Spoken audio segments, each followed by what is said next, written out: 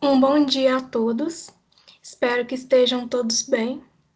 Meu nome é Brenda Heloise, eu sou mestranda no programa de pós-graduação em medicamentos e assistência farmacêutica e sou orientanda das professoras Simone, Kirla e Gianani.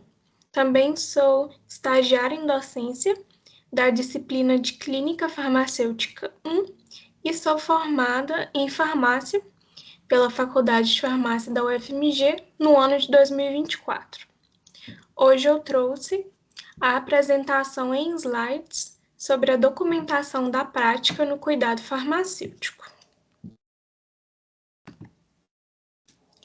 Começando por relembrar e contextualizar o tema, é interessante lembrar do profissional boticário, que era aquele que estava em contato direto com o paciente, ouvindo as queixas principais de saúde de cada um e prescrevendo os medicamentos que ele dispunha em sua botica.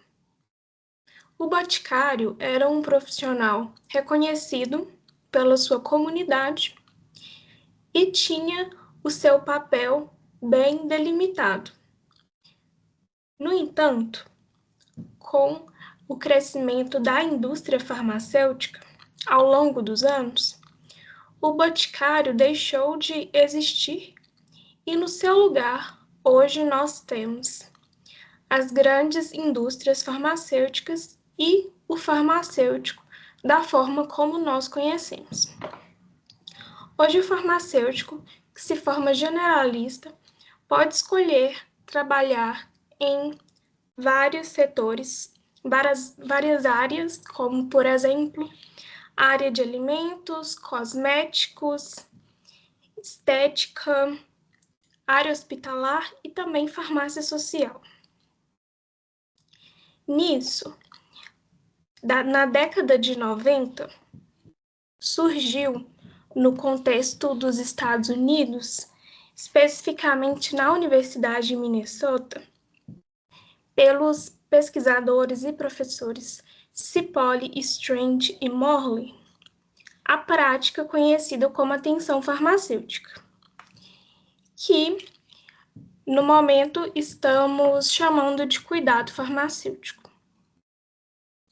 A professora Gianani Ramalho de Oliveira, professora da farmácia social na UFMG, ela fez o seu doutorado com os autores citados e, quando retornou ao Brasil, começou a ofertar disciplinas que ensinassem atenção farmacêutica aos estudantes de farmácia, como, por exemplo, a disciplina em questão. E também a professora Gianani lançou o livro, que é utilizado em muitas disciplinas, inclusive na disciplina de Clínica Farmacêutica 1, que é intitulado Atenção Farmacêutica, da Filosofia ao Gerenciamento da Terapia Medicamentosa. Neste livro, nós temos o conceito da atenção farmacêutica, de que o farmacêutico ele é o profissional responsável pela otimização da farmacoterapia do paciente e por olhar questões como necessidade, eficiência, efetividade, segurança e adesão. E nós temos 3 componentes do cuidado farmacêutico, que são, primeiramente, a filosofia profissional, que é a base desta prática, sendo que ela diz sobre a missão e a responsabilidade do farmacêutico. Nós temos depois o processo de cuidado, que é um processo sistemático, que compreende 3 etapas. A primeira é a avaliação inicial, onde o farmacêutico coleta as informações sobre o paciente e identifica o PRM, caso este exista, e depois vamos para o plano de cuidado, onde, após termos o PRM identificado, vamos traçar os objetivos terapêuticos e as condutas do farmacêutico. E, por fim, a avaliação de resultados das intervenções ou condutas feitas pelo farmacêutico. Lembrando que, após essa avaliação de resultados, pode ser que o farmacêutico identifique outros PRMs e, então, na verdade, essas 3 etapas formam um ciclo. E, por fim, nós temos a gestão da prática, que diz sobre os recursos necessários. Agora, em relação à documentação da prática em si, o que é a documentação na atenção farmacêutica? A documentação, ela é uma das atividades mais importantes dessa prática profissional, sendo que a documentação, ela não é opcional, ela é obrigatória, ou seja, documentar é um dever do farmacêutico e é um direito de cada paciente. E nós consideramos que quem não documenta, na verdade, não faz. Existem 3 tipos de produtos quando nós falamos em documentação. Existe o prontuário do paciente, que eu acredito que seja um produto que vocês já tenham mais familiaridade com ele. Ele é aquele documento onde nós temos todos os dados sociodemográficos do paciente e nós temos também o PRM identificado, os objetivos terapêuticos e as intervenções feitas pelo farmacêutico. Já no plano de cuidado personalizado do paciente, este é um documento do paciente. Então, nele vai constar os medicamentos que o paciente utiliza, o esquema posológico, em quais horários, em quais doses, a forma correta de utilizar aquele medicamento e também sobre as comorbidades do paciente e a relação de cada um dos medicamentos que ele utiliza com as comorbidades que ele possui. Além também de ter alertas, como, por exemplo, alergias que o paciente tenha a determinados medicamentos ou reações adversas a medicamentos que o paciente apresentou anteriormente. E ao fim desse plano, é importante ter um contato do farmacêutico caso o paciente precise tirar alguma dúvida. E o último é o relatório de gestão, que serve tanto para acompanhar a evolução do paciente, mas também para acompanhar e até mesmo avaliar o desempenho do profissional farmacêutico em sua prática. Agora, o processo de documentação é demorado? É trabalhoso? Sim, é um processo que demanda um certo tempo, uma certa energia e também um certo treinamento, dependendo do modelo de documentação. No entanto, existem muito mais vantagens do que desvantagens na documentação.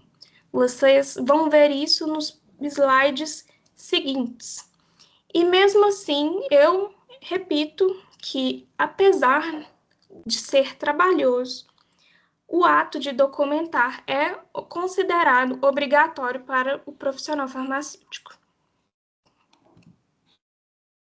Agora, eu listo os 5 principais motivos para se documentar de forma rotineira, segundo o livro da professora Dianane Ramalho de Oliveira. O primeiro é a necessidade de atender à exigência de registro que existe em toda a prática clínica, ou seja, todo profissional de saúde que tiver uma prática clínica, ele precisa obrigatoriamente documentar essa prática para que ela seja bem acompanhada. Então, o farmacêutico não foge disso. Segundo, contribuição para a eficiência e a efetividade no cuidado aos pacientes, a possibilidade de avaliar os resultados da prática, o respaldo legal e a possibilidade de continuidade do cuidado por outros profissionais, sejam eles outros farmacêuticos ou também outros profissionais dentro da equipe multidisciplinar. Porque a partir do momento que o farmacêutico não documenta, caso outro profissional for acompanhar o paciente desse farmacêutico, ele não terá os dados necessários e terá que recomeçar a coleta de dados do zero. Agora, 4 pontos importantes sobre como documentar de forma adequada. O primeiro é documentar o quanto antes, porque dessa forma nós conseguimos evitar o viés de memória, visto que um farmacêutico pode atender muitos pacientes, além das outras atividades que ele possui no serviço onde ele trabalha, e também porque a data da consulta inicial e da consulta de retorno também pode ser longa o suficiente para fazer com que o profissional esqueça muitos dados importantes. O segundo é sobre ser preciso, ou seja, tentar ser o mais específico possível na documentação. No entanto, também sendo conciso, ou seja, sendo direto, porque na prática, os profissionais não têm muito tempo para lerem uma documentação muito extensa e extremamente detalhada. Então, é importante ser o mais direto possível. E, por fim, a documentação precisa estar completa. Na prática, vemos muitas documentações que estão incompletas e isso dificulta a tomada de decisões. Agora, a primeira etapa do processo de cuidado, como eu disse anteriormente, é a avaliação inicial. Na avaliação inicial, nós precisamos dos seguintes dados: as informações para contato do paciente, os dados demográficos dele, a razão do encontro, a experiência com medicamentos, sendo que esta não é perguntada de forma direta ao paciente, mas sim percebida durante a conversa com o mesmo, e ela pode ser, inclusive, documentada na íntegra. E também é preciso anotar o uso de outras substâncias por parte do paciente, principalmente o uso de bebidas alcoólicas, tabaco e café. E também, caso o paciente se sinta à vontade para falar sobre o uso de substâncias ilícitas, é importante que o farmacêutico anote. Também os alertas, que podem ser alergias, reações adversas ou outros, e também necessidades especiais que o paciente tenha. E, além disso, é importante anotar os problemas de saúde que o paciente tem atualmente e que já teve no passado, e os medicamentos que ele usa atualmente e os medicamentos que ele usou no passado. E quando a gente fala em medicamentos, a gente também tem que lembrar dos fitoterápicos e também das plantas, visto que nós moramos em uma região e em um país, de uma forma geral, que utiliza muitos chás, muitas preparações com plantas. Então, é extremamente importante anotar, caso o paciente utilize. Também o histórico familiar, principalmente levando em conta comorbidades que os pais do paciente tenham, as restrições e necessidades dietéticas e atividade física. Lembrando que esses 2 pontos, eles podem ser perguntados por qualquer profissional da saúde. No entanto, como farmacêuticos, nós não devemos nos ater tanto a esses dois pontos, porque eles podem ser melhor explicados ao paciente através de encaminhamentos, caso seja necessário, para outros profissionais da equipe, como, por exemplo, um nutricionista ou um educador físico. Então, é importante o farmacêutico se ater, focar mais naquilo que apenas ele, como farmacêutico, resolve e deixar essas questões que são mais de outros profissionais da saúde para eles se aprofundarem. Agora, também temos a revisão de sistemas, que na verdade é uma lista longa de todos os sistemas do corpo humano e várias perguntas. Infelizmente, na prática, não é possível fazer todas as perguntas sobre todos os sistemas. Demandaria um tempo de toda uma consulta. Então, nós geralmente escolhemos algumas perguntas específicas e fazemos de uma forma bastante geral, como, por exemplo, após o paciente falar sobre sua queixa principal, nós podemos fazer perguntas como, por exemplo, e no coração você sente alguma coisa e você sente alguma falta de ar? Algumas perguntas nesse sentido. Também é possível e interessante registrar no momento da avaliação inicial a pressão arterial do nosso paciente, a frequência cardíaca, dependendo também a glicemia. E, por fim, na avaliação inicial, temos os PRMs que precisam ser resolvidos e, nesse momento, na verdade, eles estão começando a serem identificados. Rapidamente, relembrando que seriam esses PRMs, eles são os problemas relacionados a medicamentos e podem ser relacionados à necessidade, como, por exemplo, necessidade de medicamento adicional ou mesmo, na verdade, a necessidade de se retirar um medicamento, né, que não faz sentido na farmacoterapia do paciente. De efetividade, como, por exemplo, questões relacionadas à dose. Segurança, como, por exemplo, problemas relacionados a reações adversas ao medicamento. E conveniência, que geralmente diz sobre custos de medicamentos, né, sobre adesão, se o paciente está conseguindo ter acesso e está conseguindo se lembrar de usar os medicamentos da maneira correta.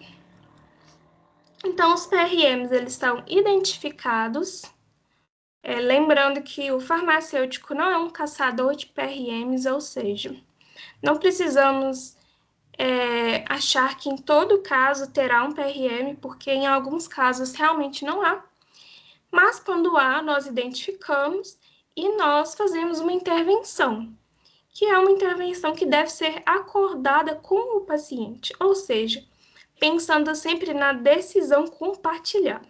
E após a intervenção, nós faremos a avaliação dos resultados daquela intervenção e logo pode ser que existam outros PRMs.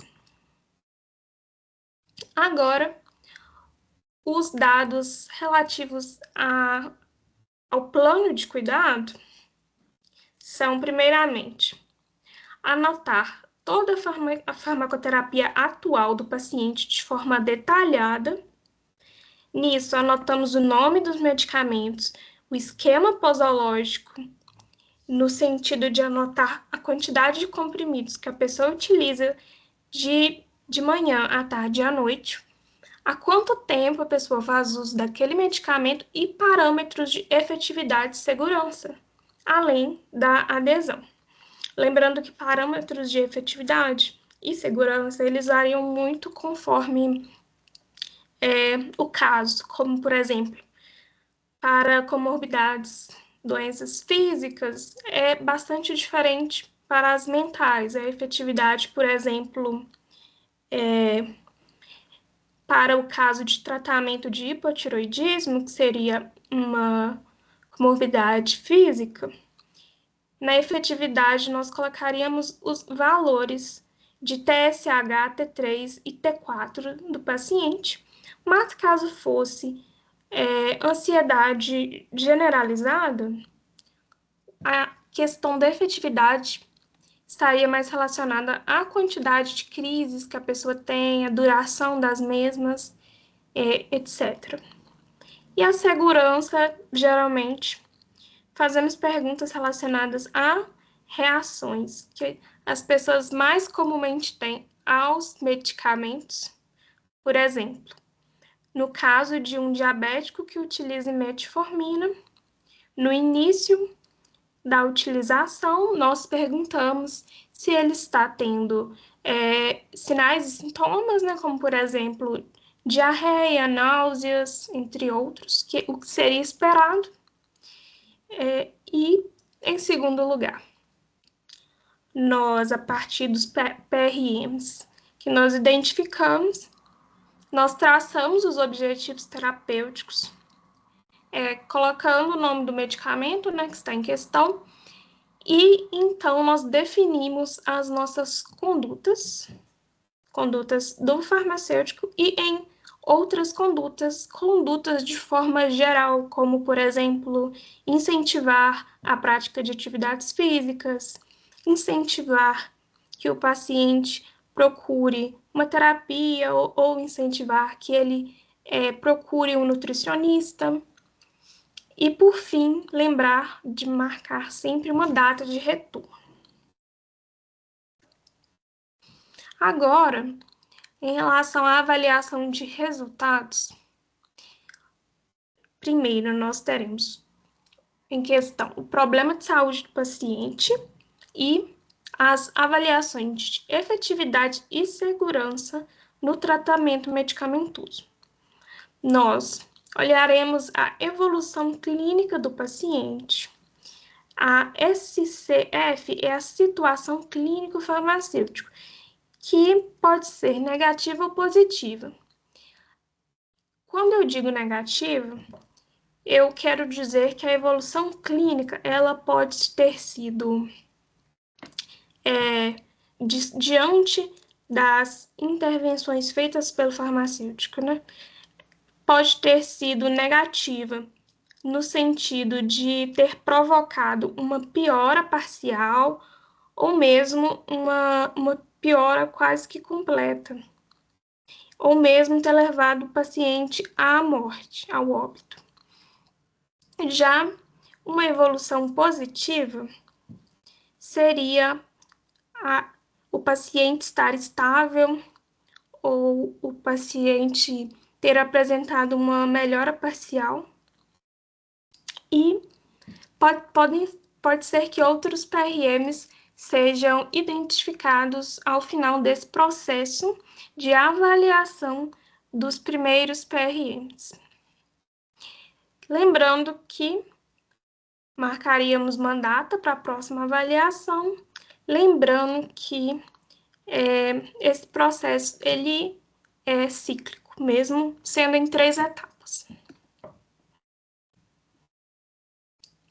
Aqui eu trouxe o exemplo do modelo de documentação utilizado na Faculdade de Farmácia, no Departamento Social, e acredito que seja um modelo de documentação muito próximo àquele que vocês já utilizaram nessa disciplina de clínica farmacêutica, em que, na avaliação inicial, nós coletamos os dados sociodemográficos do paciente, como nome, idade, gênero, ocupação, entre outros, motivo do encontro, também dados sobre hábitos de vida e dados antropométricos, e dados relativos à rotina, hábitos alimentares, ingestão hídrica e de café, o uso de plantas, os alertas, que seriam alergias, necessidades especiais, reações adversas a medicamentos, uma parte específica para descrever a experiência subjetiva do paciente com o uso dos medicamentos. Aqui, ainda na avaliação inicial, na parte de informações gerais, nós descreveríamos de uma forma geral as comorbidades que o paciente possui, os medicamentos que ele utiliza, também questões sobre histórico familiar.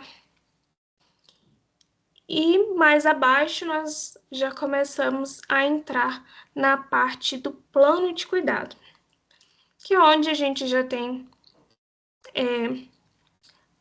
a comorbidade que o paciente possui em questão, e temos a farmacoterapia atual, onde nós colocamos o nome do medicamento, esquema posológico, tempo de uso, os parâmetros de efetividade e segurança e a questão da adesão.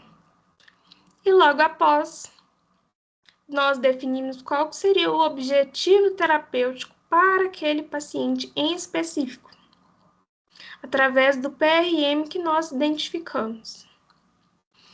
Aqui, colocamos a conduta com base no PRM que foi identificado, né? Com base no nosso objetivo. Aqui, outras condutas que profissionais da saúde no geral podem fazer. E marcamos uma data de reavaliação. Agora, em relação à avaliação de resultados, nós temos aqui exemplos. Primeiro, avaliação da efetividade, a segunda é a avaliação da segurança. Em ambas, nós temos como exemplo um paciente que tem hipertensão arterial sistêmica.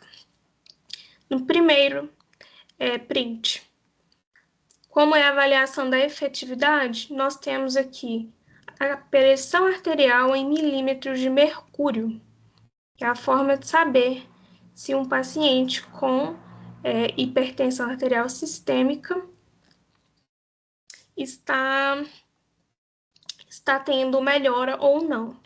Então, no primeiro dia, onde foi feita a avaliação inicial, o farmacêutico aferiu a pressão do paciente e viu que estava 140 por 80. Então, ele viu que não estava um valor adequado, fez um objetivo terapêutico, traçou o objetivo terapêutico, definiu as condutas, marcou um retorno e no retorno o paciente já apresenta uma diferença de valores, né? 120 por 75. Não se sabe nesse caso qual é o objetivo terapêutico, né? Se chegou ou não, onde o farmacêutico definiu, mas vimos que é um exemplo, né, de avaliação de efetividade, visto o parâmetro que nós tivemos, né, de pressão arterial em milímetros de mercúrio, e que houve uma mudança significativa após a mudança, né, de conduta pelo farmacêutico. Na verdade, a intervenção do farmacêutico.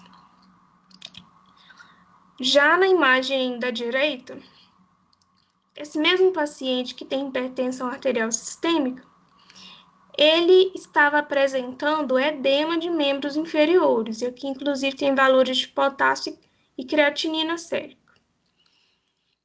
No primeiro encontro com o farmacêutico, nós vemos aqui, temos 3+. Já no segundo encontro, que é na data de retorno, tem apenas 1, ou seja, aparentemente conseguimos diminuir o edema de membros inferiores deste paciente, a partir de condutas que o farmacêutico teve, identificando PRMs de segurança e traçando objetivos terapêuticos. Agora, uma importante resolução, quando nós falamos sobre documentação da prática, é a número 555, de 30 de novembro de 2011, que é do CFF, e ela regulamenta o registro, a guarda e o manuseio de informações que são resultantes da prática da assistência farmacêutica nos serviços de saúde. Ela diz que o farmacêutico tem o dever de registrar de forma clara e ordenada as informações que são resultantes do processo de assistência farmacêutica. E isso abrange pacientes ambulatoriais, internados, que estão em regime de hospital dia ou mesmo que estão em regime de assistência domiciliar. Esta resolução traz muitas vantagens e motivos para se documentar.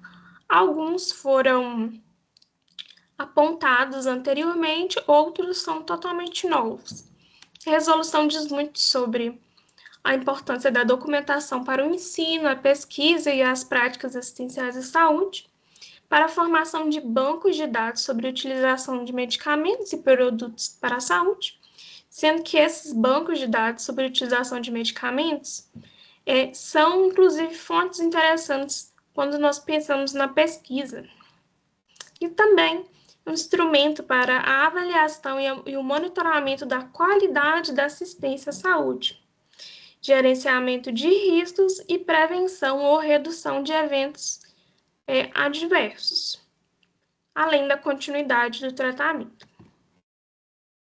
Dois conceitos importantes que o artigo 1 da resolução traz são os conceitos, principalmente de prontuário do paciente, né, que é um documento único, que ele é constituído com um conjunto de informações sobre o paciente e a assistência que foi prestada a ele, e tem um caráter legal, sigiloso e científico.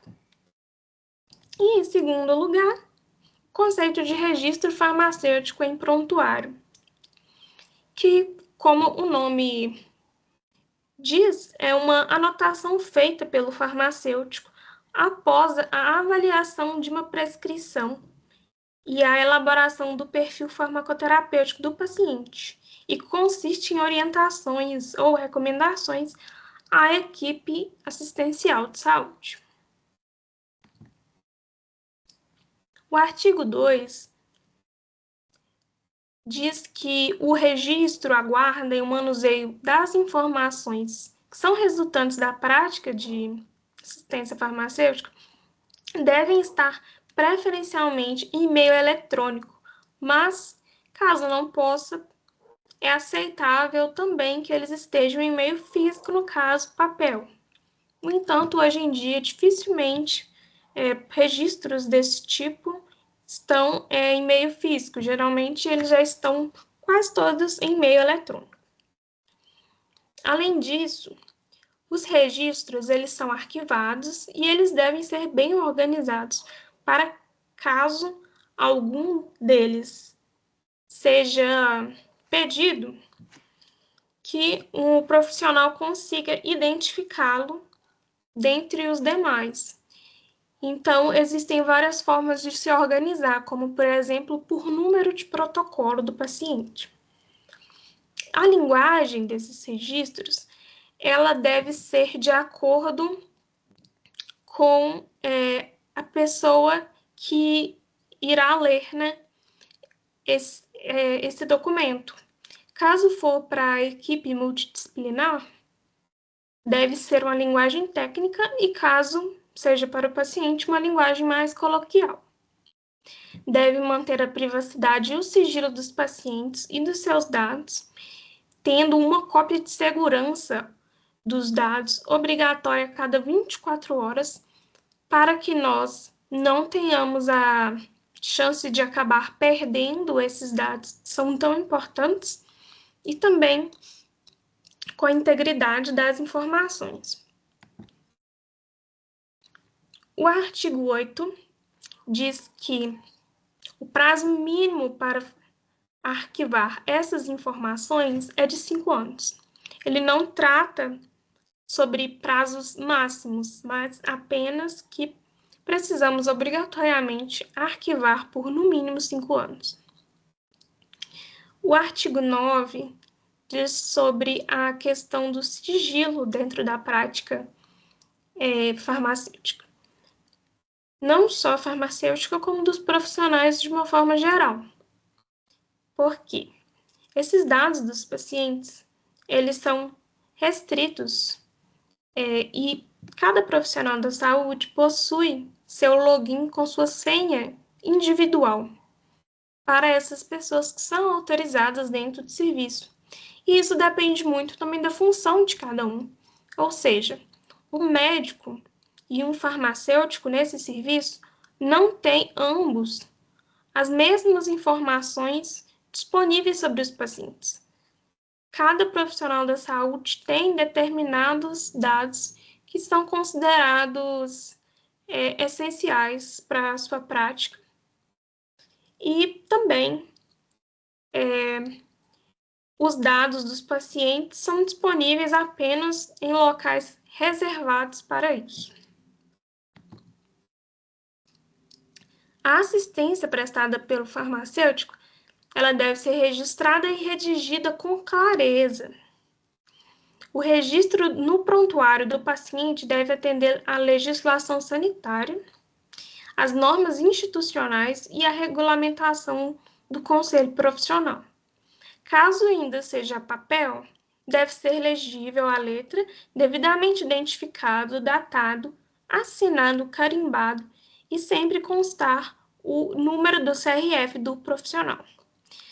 Caso o prontuário seja digital, a assinatura é digital, deve ser validada e conter, claro, o número do CRF.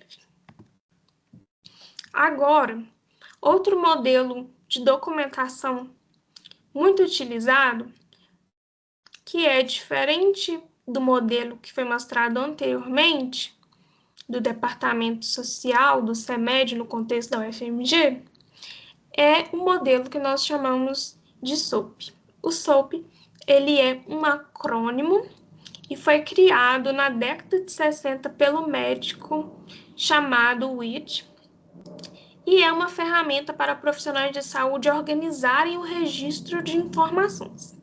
Então, o SOAP, ele é um modelo de documentação bastante antigo, ele é muito utilizado pelos profissionais da saúde. E, como eu disse, ele é um acrônimo. O S significa subjetivos, dos dados subjetivos. Já o O é de dados objetivos. O A é a avaliação e o P é o plano. E aqui eu trouxe a imagem de um modelo SOAP, onde primeiramente nós preenchemos os dados básicos, né, sociodemográficos do paciente, né? Nós precisamos preencher isso em qualquer que seja o modelo. E mais abaixo nós temos aqui as letrinhas S, O, A, P, onde o farmacêutico irá escrever sobre cada uma dessas partes que eu mostrarei posteriormente. Primeiro é o S, são informações subjetivas sobre a saúde do paciente. A fonte dessas informações subjetivas é o próprio paciente, é o relato dele. E, além disso, também é possível saber vendo prontuários de outros profissionais que já tenham atendido esse paciente anteriormente. E esses dados subjetivos, eles geralmente são sintomas que o paciente esteja sentindo, né, suas queixas, histórico familiar que ele alega, as experiências subjetivas que ele possui com o uso dos medicamentos e também com as comorbidades.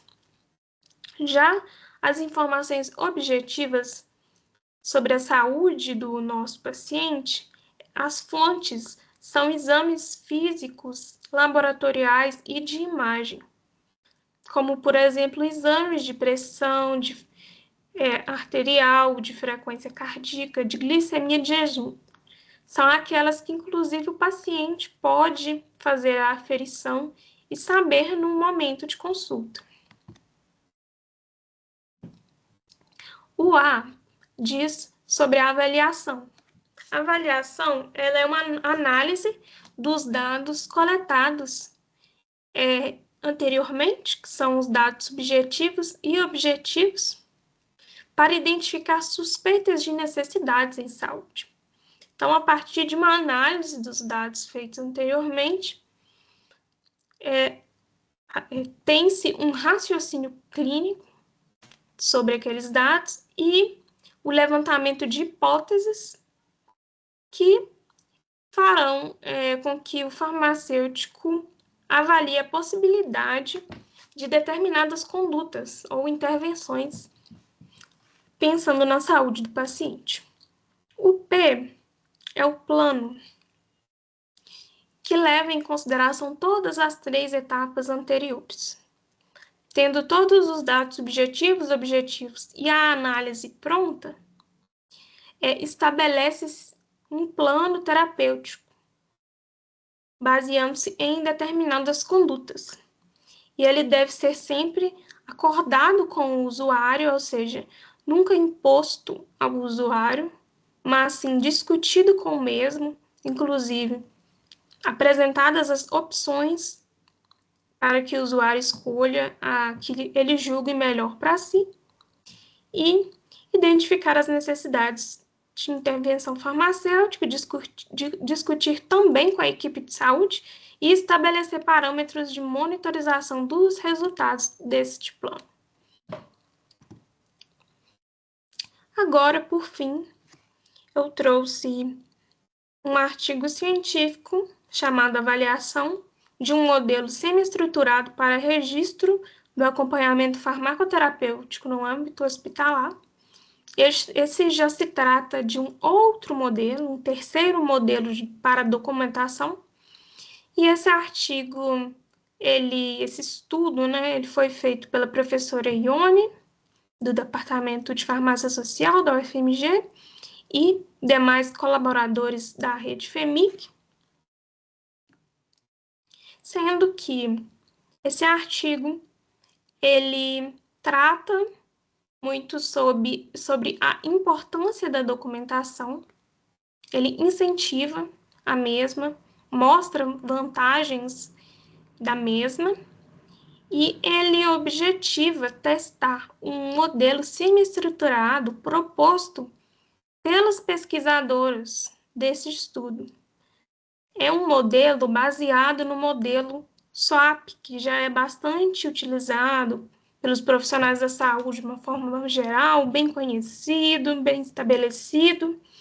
A partir do modelo SWAP, fizeram, então, um modelo semi-estruturado para ser usado exclusivamente no ambiente hospitalar. O método utilizado foi: convidaram 15 farmacêuticos para participarem desse estudo, mas no final apenas 12 de fato participaram, e sendo farmacêuticos clínicos que atuassem em hospitais públicos de Minas Gerais. E cada um desses 12 participantes recebeu o modelo semi-estruturado que foi feito pelos autores, e também recebeu 2 casos clínicos simulados, para que, após a leitura dos casos clínicos, eles tentassem documentar neste modelo semi-estruturado que foi criado há pouco tempo. E os registros feitos por cada participante, eles foram comparados com o gabarito que existia anteriormente, né? Os participantes eles tiveram algum tempo para realizarem a sua tarefa de preencher o prontuário, o modelo, e depois, através do gabarito, eles foram avaliados e foram categorizados de acordo com os acertos e com os erros na documentação deste modelo. E também houve um questionário eletrônico em que os participantes responderam perguntas sobre sua experiência dentro da área de farmácia clínica, quantos anos eles atuavam na área, por exemplo, e sobre a sua formação clínica. Ou seja, se na época da graduação eles fizeram disciplinas nesse sentido, tiveram alguma experiência, ou se foi apenas após a conclusão da graduação.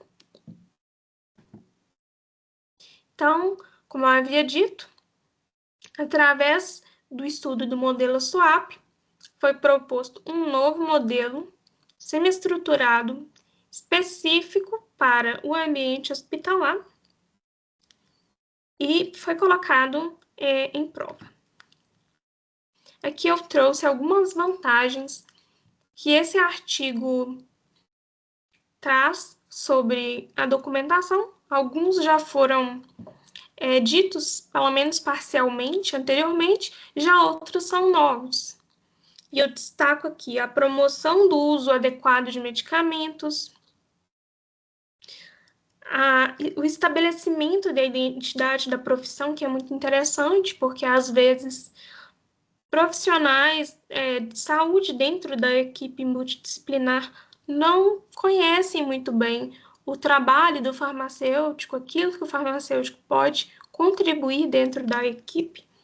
Então, se o farmacêutico começa a documentar rotineiramente, começa a mostrar o serviço que ele consegue prestar, fica mais fácil para todos visualizarem a identidade da profissão, inclusive o próprio farmacêutico. Também a delimitação das atividades inerentes a cada membro da equipe proporciona uma maior integração desse profissional, que muitas das vezes antes estava isolado, ao restante da equipe multidisciplinar, mostrando naquilo que o profissional, como eu disse anteriormente, pode ajudar. Também minimiza duplicidades terapêuticas, erros de medicação, uso de medicamentos desnecessários e omissão de tratamentos farmacológicos prévios. Sem contar na contribuição para a redução de custos, porque quando nós falamos na documentação, ela não é interessante apenas na questão clínica ou humanística, ela também é muito interessante no quesito financeiro, porque muitas das vezes o paciente não tem necessidade de estar utilizando aqueles medicamentos. E ele, utilizando, está tendo um custo a mais desnecessário, seja para o SUS, nosso sistema de saúde, né? Seja para o serviço de saúde privado ou o próprio paciente. Então, na parte de discussões e resultados deste artigo, nós vemos que quase 70% dos participantes afirmaram que o farmacêutico deve evoluir todas as suas atividades clínicas em prontuário, ou seja, devem documentar, mas esses mesmos participantes afirmaram não ter conhecimentos suficientes sobre os modelos existentes e como documentar de forma correta. Inclusive, muitos foram os erros dos farmacêuticos no momento da documentação. Lembrando que eles não tinham nenhum treinamento prévio. Então, também é uma forma de saber se aquele modelo que foi criado, semi-estruturado, ele era um modelo mais difícil ou não, mais intuitivo ou não, para ser preenchido. Além disso, os modelos semi-estruturados, eles podem incentivar o profissional a incorporar o registro das atividades em sua rotina, em qualquer ambiente e com qualquer serviço oferecido.